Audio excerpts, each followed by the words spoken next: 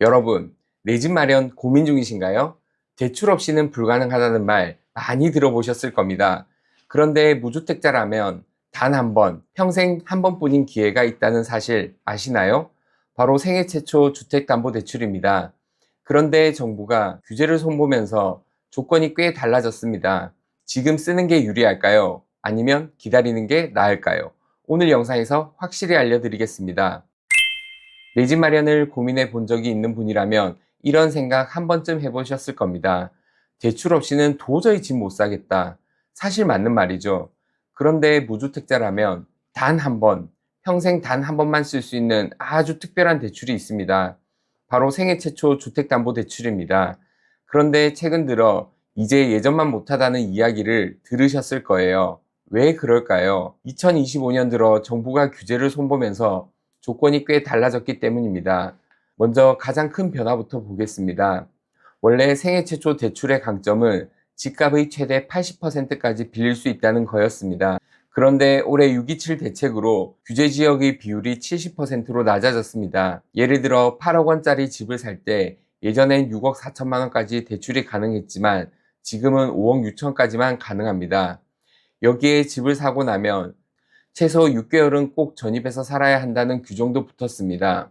즉, 투자 목적으로 집을 사놓고 바로 전세 놓는 방식은 막힌 겁니다. 스트레스 DSR이라는 제도가 적용되면서 은행이 실제 금리보다 1.5포인트 높은 금리로 심사를 합니다.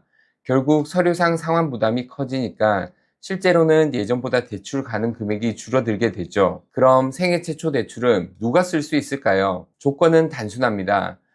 태어나서 한 번도 집을 소유한 적이 없는 사람, 아파트, 빌라, 다세대 모두 포함이고 분양권과 입주권도 주택 보유 이력으로 잡힙니다. 단 오피스텔은 예외입니다. 이렇게 자격이 되면 크게 두 가지 선택지가 있습니다. 첫째는 정부 정책 자금 대출, 대표적으로 디딤돌이나 보금자리론인데 금리가 낮고 상환 기간도 길어서 부담이 적습니다. 대신 소득 기준과 주택 가격 제한이 있어서 맞벌이나 중산층은 조건을 맞추기가 쉽지 않습니다. 둘째는 은행 재원 대출입니다. 집값 제한은 없고 최대 6억 원까지 가능하지만 금리가 상대적으로 높습니다.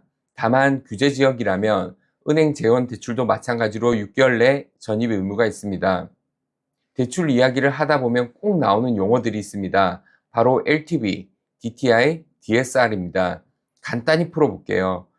LTV는 집값 대비 대출 비율인데 규제 지역은 70%, 비규제 지역은 80%까지 가능합니다. DTI는 내 연소득 대비 주택담보대출 원리금과 이자를 계산하는 비율이고요. DSR은 내 모든 대출, 그러니까 신용대출, 자동차 할부까지 합쳐서 원리금을 계산하는 비율입니다. 현재 은행은 40%, 제2금융권은 50%가 한도입니다. 2025년도부터는 스트레스 DSR 때문에 실제보다 더 빡빡하게 계산합니다. 예를 들어 연봉 5천만 원이 직장인이 있다고 해봅시다. 30년 만기 원리금 균등 상환 조건으로 신청을 하면 약 3억 3천만 원까지 대출이 가능합니다. 만약 연봉이 8천만 원이라면 약 5억 원까지 가능하고 1억 원이라면 최대 6억 원 수준입니다. 하지만 여기서 신용대출 5천만 원이나 자동차 할부가 있다면 한도가 확 줄어듭니다.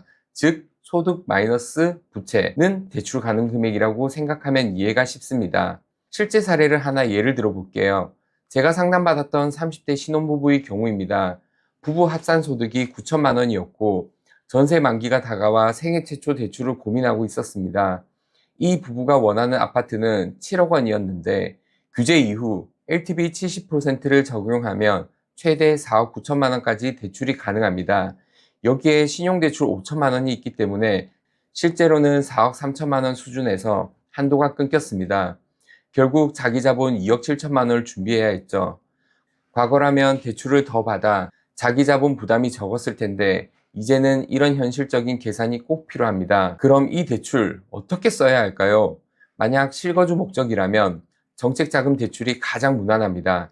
금리가 저렴하고 상환 기간이 길기 때문에 장기 거주에는 안정적입니다. 대신 무조건 입주해야 하고 다른 집을 추가로 사는 건 제한됩니다. 반대로 조금 더 큰 집을 사고 싶거나 활용 유연성이 필요하다면 은행 재원 대출을 검토할 수 있습니다. 다만 금리가 높고 규제 지역이라면 이 역시 6개월 내 전입 의무가 있다는 점 꼭 유념해야 됩니다. 많은 분들이 물어보시는 게 바로 갭투자 가능하냐입니다. 과거에는 전세 끼고 집을 사서 초기 자금을 줄이는 전략이 인기였는데 지금은 규제 지역에서 갭투자 목적 대출이 사실상 불가능합니다. 다시 말해 생애 최초 대출로 적은 돈으로 큰 집 마련은 이제 불가능합니다. 제도가 막혀버린 거죠. 그리고 꼭 강조하고 싶은 게 있습니다. 생애 최초 대출은 평생 단 한 번이라는 점입니다. 20대 후반 사회초년생이 월세가 아깝다고 급하게 소형 빌라를 대출로 매수했다가 몇 년 뒤 결혼이나 출산으로 더 큰 집이 필요해졌을 때 이미 기회를 써버려 후회하는 경우가 많습니다. 한 번 쓰면 다시는 쓰지 못하기 때문에 눈앞의 불편보다 최소 5년에서 10년 뒤의 삶까지 고려해야 합니다. 정리해 보겠습니다. 안정적인 거주와 생활 기반이 중요하다면 정책자금 대출이 적합합니다. 조금 더 큰 집이나 유연한 활용이 필요하다면 은행 재원 대출을 선택할 수도 있습니다. 하지만 금리와 전입 의무, 자기 자본 한도를 모두 고려해야 하고 갭투자 같은 공격적인 전략은 2025년 현재 제도상 불가능합니다. 결국 정답은 내 상황에 있습니다. 소득, 가족 계획, 향후 거주지 이동 가능성까지 모두 따져본 뒤에 선택해야 됩니다. 생애 최초 대출은 단순히 돈을 빌리는 게 아니라 내 인생의 첫 번째 집을 정하는 중요한 도구니까요. 오늘 영상이 도움이 되셨다면 구독과 좋아요 꼭 부탁드립니다.